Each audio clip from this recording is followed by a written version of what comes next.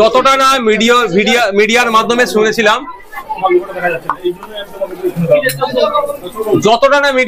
শুনেছিলাম, এখন এসে আরো ভয়ঙ্কর শুনছি। 60,000 টাকা, বেশ কিছু মোবাইলও কেড়ে নিয়েছে, একটা তার চুরি করেছে। এসে শুনলাম ধর্মীয় বিদ্বেষমূলক অনেক কথাবার্তা বলেছে, ভিন্ন ধর্মের ধর্মীয় স্লোগান তুলে এদেরকে বলতে বাধ্য করিয়েছে। এদের গাড়ির মধ্যে ঢুকে হাত পা বেঁধে ভরে দিয়ে এদের আগুন লাগিয়ে দেবো, প্রাণে মারবো হুমকি দিয়েছে, আক্রমণ চালিয়েছে। একটি ব্যক্তির মাথায় 8টি সেলাই হয়েছে, শারীরিক অত্যাচার করেছে, ধর্মীয় বিদ্বেষমূলক কথা বলেছে। এরা বারবার বলেছে এদের কাছে বৈধ কাগজ আছে, যে এরা বৈধভাবে পশুটা কিনে নিয়ে এসেছে। একজন আবার চাষবাসের জন্য বলদ কিনে নিয়ে এসেছিল 2টি, বলার পরও এদের উপর আক্রমণ চালিয়েছে। আমি অবাক হচ্ছি সম্প্রীতির বাংলা, ঐক্যের বাংলাতে কিভাবে এগুলো মাথা চাড়া দিচ্ছে। মাননীয় মুখ্যমন্ত্রী, তার পুলিশ দপ্তর কেন এগুলোকে আটকাতে পারছে না? একের পর এক এই ধরনের অন্যায় ঘটে চলছে। কুরবানির সময়তে, ঈদুল আজহার সময় কুরবানির পশুকে নিয়ে এই ধরনের আক্রমণ চালিয়েছিল, বিভিন্ন জায়গাতে দেখেছিলাম। এটা দিনের পর দিন বেড়ে চলেছে। সম্প্রীতির বাংলা, আর বিশেষ করে দুর্গাপুরের একটা ঐতিহ্য আছে সম্প্রীতির দিক থেকে, ঐক্যের দিক থেকে। সেই দুর্গাপুরের মতো শহরে এই ধরনের আক্রমণ মেনে নেওয়া যায় না। যেখানে আক্রান্ত হয়েছে, প্রায় 2 ঘন্টা ধরে আক্রমণ চালিয়েছে এদের উপরে, 2 ঘন্টা ধরে আক্রমণ চালিয়েছে। সেই সময় যেখানে আক্রমণ হচ্ছে, প্লেস অফ অকারেন্স থেকে কাছাকাছিতে থানা ছিল, থানার পুলিশ এসে উদ্ধার করেনি। অবাক হয়ে যাচ্ছে আমি যে থানাও তাহলে কি প্রচ্ছন্ন মদত ছিল এতে? 1 নম্বর কথা। দ্বিতীয় কথা হচ্ছে, ওরা যখন ফিরে আসে লোকাল থানাতে, ওদের লোকাল থানাতে যখন অভিযোগ দায়ের করতে যায়, ওরা আবার সেই আতঙ্কিত মানুষগুলোকে ওই যেখানে ঘটনা ঘটেছে সেখানে পাঠাচ্ছে।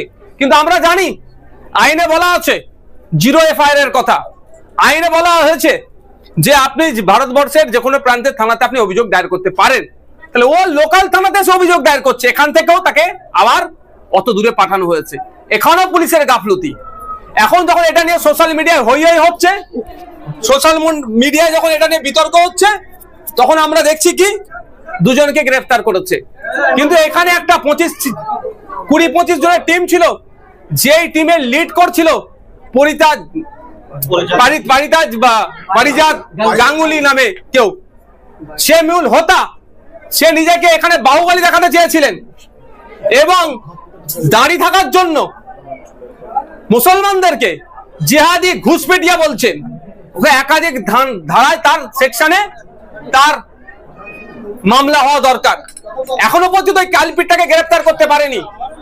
আমি এখানে এসে গ্রামের মানুষকে নিয়ে 1 সপ্তাহ টাইম দিয়েছি, 1 দিন 2 দিন না, 1 সপ্তাহ টাইম দিয়েছি। যদি ওই কালপিট গুলোকে গ্রেফতার না করে, এই সামাজিক ব্যাধিগুলোকে, সমাজের ভাইরাস গুলোকে না গ্রেফতার করে, তাহলে সমাজের সর্বস্তরের মানুষকে নিয়ে ওই ভাইরাস গুলোকে আমরা গণতান্ত্রিক প্রক্রিয়ায় নির্মূল করব।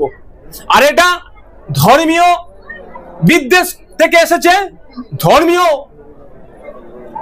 দুটো ধর্মের মধ্যে, দুটো জাতের মধ্যে লড়াই লাগানোর জন্য এই অপকর্ম করেছে। আমি গ্রামের মানুষকে বলেছি, যারা আক্রান্ত তাদেরকেও বুঝিয়ে বলেছি যে এটা আমরা ধর্মীয়, ওরা যে খেলায় খেলতে চাচ্ছে সে ফাঁদে আমরা পা দেব না। এটা ধর্মীয় লড়াই নয়, এটা সামাজিক অবক্ষয়, সামাজিক ব্যাধিকে সমাজের সমস্ত স্তরের মানুষকে নিয়ে নির্মূল আমরা করব। এটা বিজেপির বর্তমান যে এটা করেছে, সে বর্তমান তার রাজনৈতিক পরিচয় হচ্ছে তিনি বিজেপির দলের একটা দায়িত্বশীল যুব নেতা। তিনি বিজেপির একাধিক নেতাদের সাথে তার পরিচয়, তার ফটো পাওয়া গিয়েছে, অলরেডি ভাইরাল হয়েছে। তো বিজেপি, তৃণমূল, সাধারণ মানুষ আমাদের কাছে বড় কথা নয়। ওর রাজনৈতিক পরিচয় বিজেপি, আর বিজেপি পশ্চিমবাংলাতে তার রাজনৈতিক কলকে আর পাচ্ছে না। সেই জন্য ধর্মীয় উন্মাদনা তুলে তার ভোট পাওয়ার চেষ্টা করছে। তো এখন প্রশ্ন হচ্ছে, পুলিশ প্রশাসন এখনো পর্যন্ত ওই যুব নেতাকে বিজেপির গ্রেফতার করছে না কেন? ঘটনা ঘটেছে প্রায় 48 ঘন্টা অতিবাহিত হতে চলেছে, এখনো খুঁজে পাচ্ছে না। শুধু বিরোধী নেতারা কোথায় আছে, বিনা কারণে তাদেরকে তুলে মিথ্যা মামলা দিয়ে অ্যারেস্ট করবো, তার বেলায় পুলিশ খুঁজে পেয়ে যায়। আর যে অন্যায় করলো বিজেপির নেতা, তাকে কেন এখনো গ্রেফতার করছে না, এই প্রশ্নটা থেকে যাচ্ছে। আমি এটাও বলি আপনাদের, আমরা মুখ্যমন্ত্রীর কাছে চাইছি prevention of violence, prevention of communal and targeted violence act পশ্চিমবাংলায় আনতে হবে। এই গণহত্যা সাথে সাথে এই মব লিঞ্চিং পশ্চিমবাংলাতে বন্ধ করতে হবে। আমরা আশা করব যে আগামী দিনে পশ্চিমবাংলার এই সম্প্রীতির মাটিতে, ওই ঐক্যের মাটিতে এই ধরনের অপকর্ম আর হতে দেবে না প্রশাসন। দেখুন, প্রশাসনের একটা শাখা আছে গোয়েন্দা বিভাগ, তাদের কাজটাই হচ্ছে কোনো ইনসিডেন্ট ঘটার আগেই তারা পুলিশকে ইনফর্ম করবে, পুলিশ এসে সেটাকে ইনসিডেন্টটাকে ঘটতে দেবে না। দুর্ভাগ্য আমাদের, থানা 2 কিলোমিটারের মধ্যে থাকলেও 2 ঘন্টা ধরে এদের অকথ্য অত্যাচার চললেও এদেরকে গরু ছাগলের মতো রাস্তায় হাঁটিয়ে নিয়ে গেছে, শারীরিক অত্যাচার করেছে, ধর্মীয় বিদ্বেষমূলক কথা বলেছে। এত কিছু জানার পরও পুলিশ আসলো না কেন, এই প্রশ্ন থেকে যাচ্ছে। এটা পুলিশের গাফলতি, পুলিশ মন্ত্রীকে দায়ী নিতে হবে। শুভেন্দু অধিকারী আজকে একটা ফেসবুক পোস্ট করেছে, সেখানে লিখেছেন যে দুর্গাপুরের ঘটনায় পুলিশ তৎপর হয়েছে, 2 জনকে গ্রেফতার করেছে, কিন্তু কলকাতায় তাদেরই এক কর্মীকে নৃশংসভাবে মারধর করা হয়েছে, সেখানে পুলিশের কেন অ্যাক্টিভিটি দেখা গেল না? আমি প্রত্যেকটা জায়গার ক্ষেত্রেই বলি, আর আগামী দিনেও বলবো, পুলিশকে তৎপরতা দেখাতে হবে।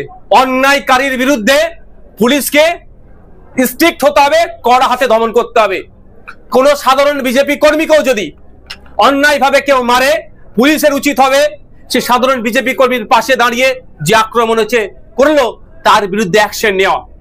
কিন্তু দুর্ভাগ্য আমাদের, শুভেন্দু বাবু অর্ধসত্য কথা বললেন, তার দলের যুব নেতা এখনো পুলিশ গ্রেফতার করেনি কেন, সে দাবিটা তো তুললেন না।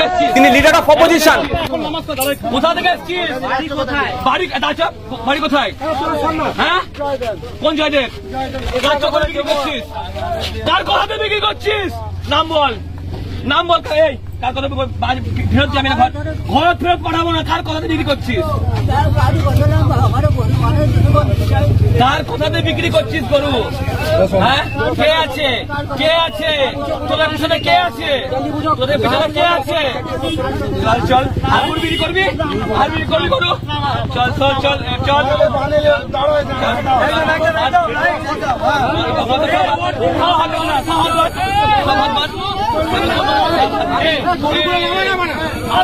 হাত বান্ধ, হাত বান্ধ, হাত বান্ধ,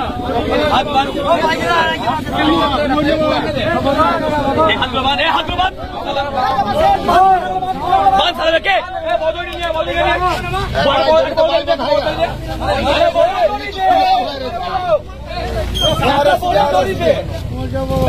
পাগলা মানে মরবে না মানে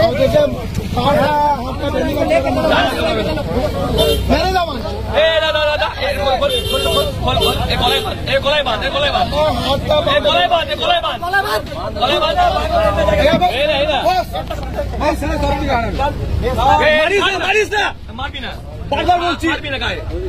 চল চল, তুই কি করলি? চল বাঁধছিস ওদেরকে, বেঁধে ঢুকাচ্ছিস, করবি আর করবি আর